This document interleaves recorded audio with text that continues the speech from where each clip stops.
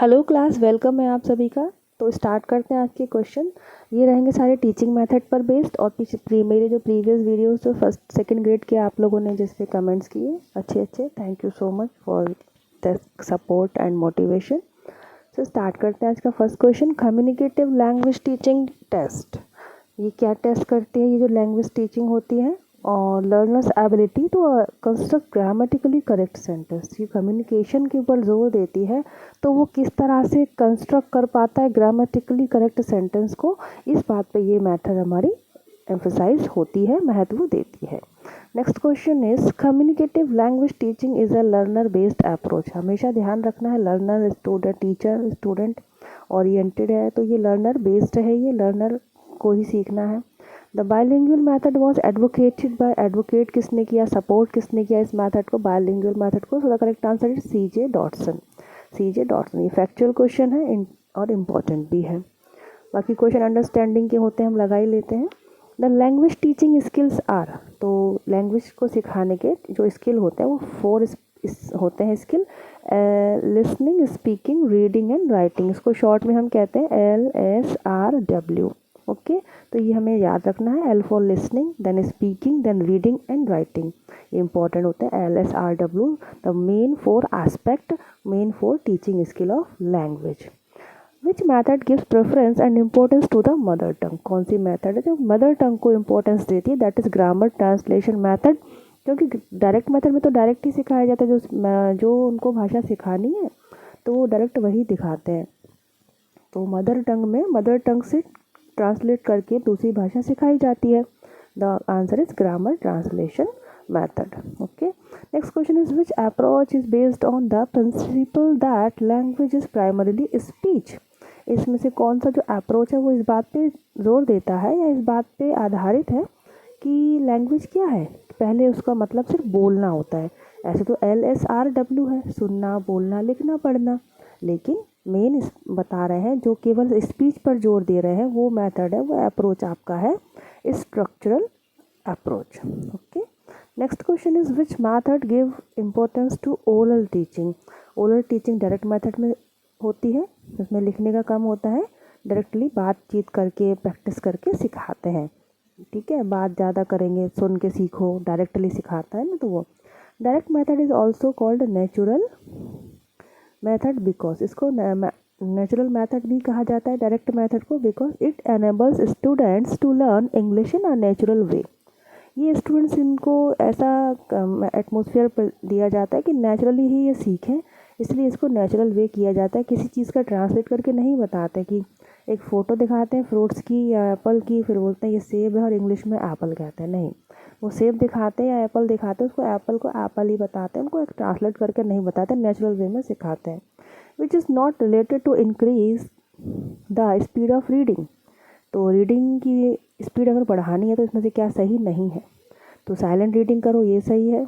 Reading groups of words rather than word by words, ज़्यादा से ज़्यादा शब्दों को एक साथ पढ़ो। And the head must be cap still, sir सीधा रख के पढ़ो, आंखें ध्यान से रखो। And student need not keep their lips and tongue still while doing silent reading, कि साइलेंट रीडिंग अगर कर रहे हो तो आपके लिप्स और टंग बिल्कुल ना हिलें, ये नहीं होना चाहिए। आप बच्चे जैसे बुदबुदा के पढ़ लेते हैं ना साइलेंटली, वो होना चाहिए। चूज़ द इनकरेक्ट स्टेटमेंट, और ये सब टीचिंग मेथड्स हमारे सिलेबस में है क्योंकि हमें टीच करना है ऑब्वियसली, तो हमें समझना चाहिए। Poetry lesson can also be taught in parts, तो ये गलत है, पोइट्री को पार्ट में नहीं पढ़ा सकते आप। नेक्स्ट क्वेश्चन इज, और इसमें से भी हमें रॉन्ग ही निकालना है, ये जो 4 जो पॉइंट हमारे सामने, तो इसमें से जो रॉन्ग है वो ये है कि in poetry lesson more emphasis is given in home assignment, home assignment दिए जाते हैं पोइट्री में, ऐसा कुछ भी नहीं, ये गलत है। बाकी सारे सही है कि silent reading is done in prose, poetry में साइलेंट रीडिंग नहीं होती है। And prose teaching is based on the exposition and explanation of words and sentence, ये भी सही है। And prose lessons are taught for developing language skill, that is also correct. So correct wrong answer is, जिसमें से हमें incorrect choose करना था, लिखा है जैसा कि इनकरेक्ट सेंटेंस, तो पोइट्री में होम असाइनमेंट नहीं दिए जाते। नेक्स्ट क्वेश्चन इज, इसमें भी हम एक बार द रॉन्ग वन देख लेंगे। देखिए, तो इंडक्टिव मेथड एग्जाम्पल पहले दिए जाते हैं, ये सही है, रूल्स बाद में दिए जाते हैं। डिडक्टिव मेथड में रूल्स पहले दिए जाते हैं, एग्जाम्पल बाद में दिए जाते हैं। हिंदी में इंडक्टिव मेथड को आगमन विधि कहते हैं, इसको निगमन विधि कहते हैं, बता चुकी हूँ मैं।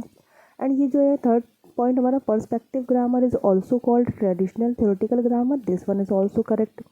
रॉन्ग आंसर जो हमारा है वो ये है, देखिए 4 पॉइंट है। Descriptive functional grammar is taught without any utility, बिना यूटिलिटी के पढ़ाई जाती है ऐसा तो हो नहीं सकता ना, यूटिलिटी तो है, उसकी उपयोगिता है तभी तो पढ़ाएंगे।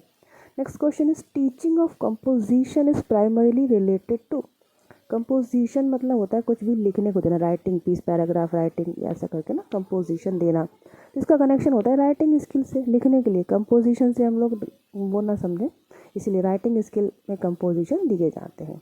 Morphology is the study of words, words की स्टडी को मॉर्फोलॉजी कहते हैं। One phonetic symbol represent only one sound, ये भी याद रख लीजिए as it is factual question समझ के। Next question is IPA is use to denote, IPA क्यों यूज होता है? To pronunciation of words. IPA का फुल फॉर्म होता है international phonetic alphabet, okay.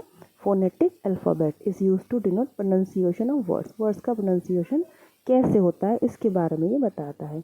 And next and आज का लास्ट क्वेश्चन है ये हमारा, which method required the use of less teaching ads in classroom, इनमें से कौन सी ऐसी मेथड है कि क्लासरूम में उसमें कम से कम टीचिंग एड्स की ज़रूरत पड़े? वो है हमारी ग्रामर ट्रांसलेशन मेथड। क्यों? बहुत ही ईजी है।